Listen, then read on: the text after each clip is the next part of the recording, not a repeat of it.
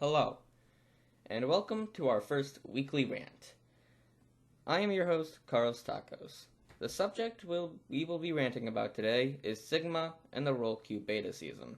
First up on our list is the Roll Q Beta season. My first impressions on Roll Q is that it is good for the game and will help balance going forward. The first concern I have with Roll Q is that it may place you so high, so low. In my case, I placed Masters for the DPS role, a rank I do not believe I have earned. You can say that you will have to play more games to get to the rank you deserve. I would argue that by being placed higher, that your team is at a disadvantage. I don't like that you have to ruin games to get your real SR. My next rant is that DPS queue times are way too long. Now, I'm not a DPS player, I'm a tank player, so my queues are almost instant. I kind of feel bad for the DPS. Many DPS players are playing other games while waiting to queue. This is not bad per se, but Blizzard should add an option to play custom games while queuing. It gives them something to do while staying with Overwatch. They can also allow you to enter the practice range. Skirmish is not that good. It's just it's weird, and I still don't have it on. Alright, now for my thoughts on Sigma. I believe that Sigma is weak / on the balance side, except for Double Barrier, where his strengths shine. His Hyper Spears work great with Halt, allowing him to do a ton of damage about every 8 seconds. Otherwise, it is a really good damage tool that can be used for poke.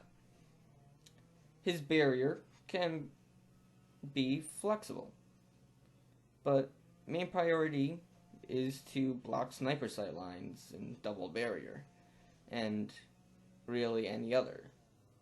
You have to block the sight lines of the enemy Widow, and then you're opening yourselves open for an attack by the enemy team. And if the enemy does have double sniper, the other sniper, Widow or Hanzo, as Crossfire, will always have a shot if you're not in Double Barrier. Accretion is a balanced CC, I think, that terrifies flankers, which is something Orisa is very weak to. And why do I think it's balanced? Well, it's a large charge time, and it scales with how long it takes to hit it. If you're meters, a mile away, you're gonna get hit with a full accretion. You walked into it. It's a slow-moving projectile. Now, I don't really know why they did put no deflect and no defense matrix hit, but it's fine. It has to be unique in some way. His kinetic grasp is a budget adaptive shield and matrix that can block hook. It's weird, his kinetic grasp. I feel like it's the weakest part of his kit, but it's his main, how he becomes a tank, essentially.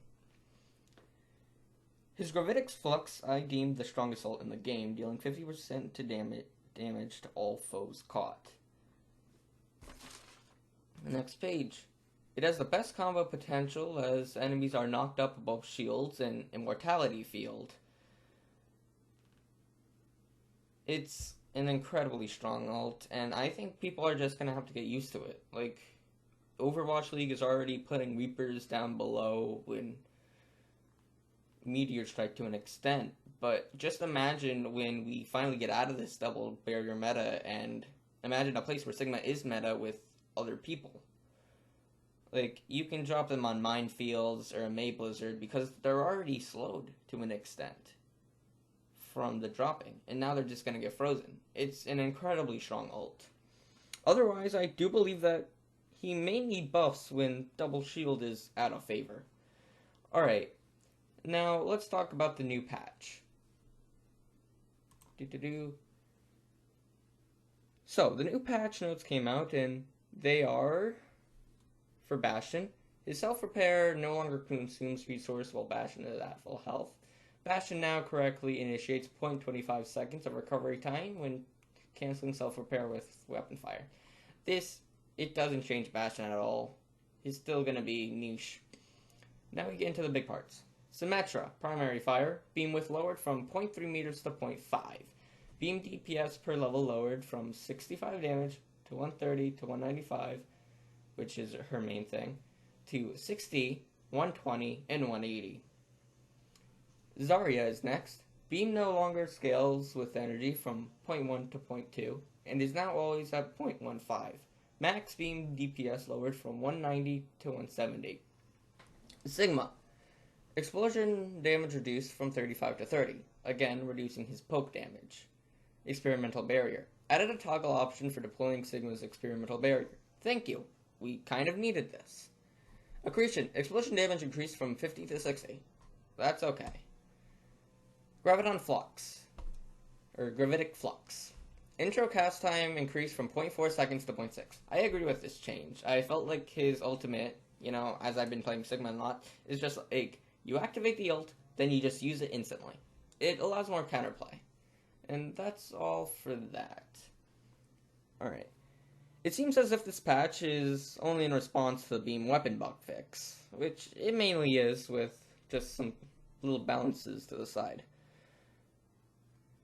I'm going to be biased and say I like the sim nerfs, as I really hate the character. I do think the beam width nerf is a little unfair.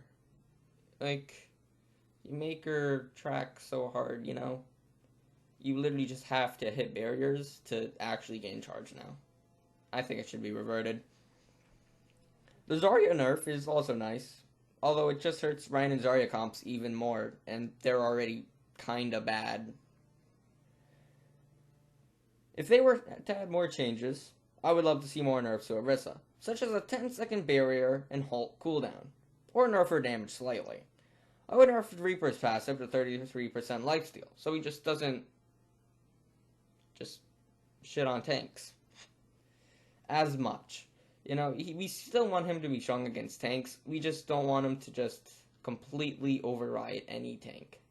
But right now, his health is, you gain so much health from squishies, and yeah. I would also nerf Mei. I hate Mei. Where she has her beam damage buff reverted, and making it so there's an actual delay between freezes, like 2 seconds. This would not affect ult, but make it so that you only cap at 70% slow for 2 seconds after being frozen. Then it would freeze again. This change is mainly to just stop chain freezing. Now, this is where I'm going to go a little out of whack and discuss Moira balance changes. Personally, I don't really like how Moira feels right now, because she's just a huge heal bot, and with no utility, there's really no reason to pick her, outside of just plain old heals. So, let's just give her some utility. For Moira, I would nerf her healing to 65 health per second, and make damage orb slow by 50%. This is some utility for her, slows are a little thing in the game. And by nerfing her healing, she still can output insane amounts of healing, more than Mercy, but less than Ana, who has to single target. And Ana has a lot more utility, and Mercy does have a lot more utility. You can bring back someone from a fight. That's why I think she should stay at 50 health per second. And she's the most mobile support in the game, besides of Lucio.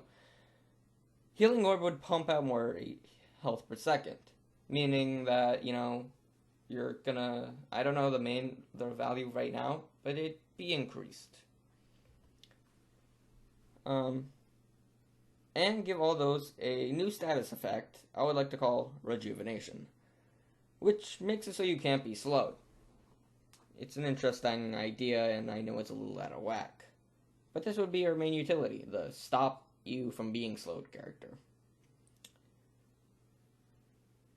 Where was I?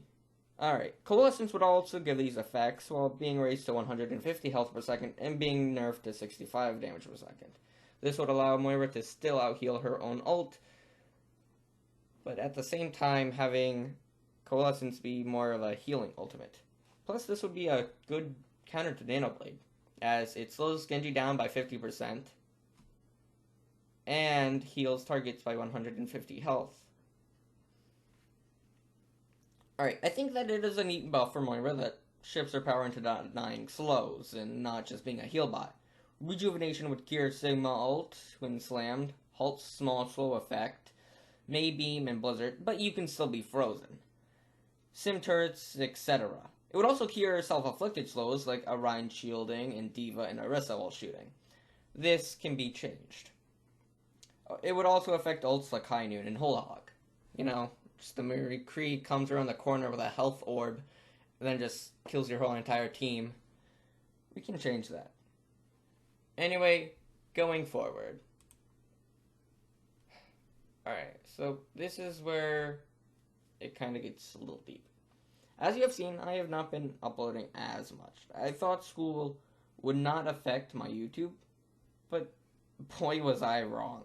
Monday Minecraft will still be a weekly thing, and so will these rants, as long as I can still produce them.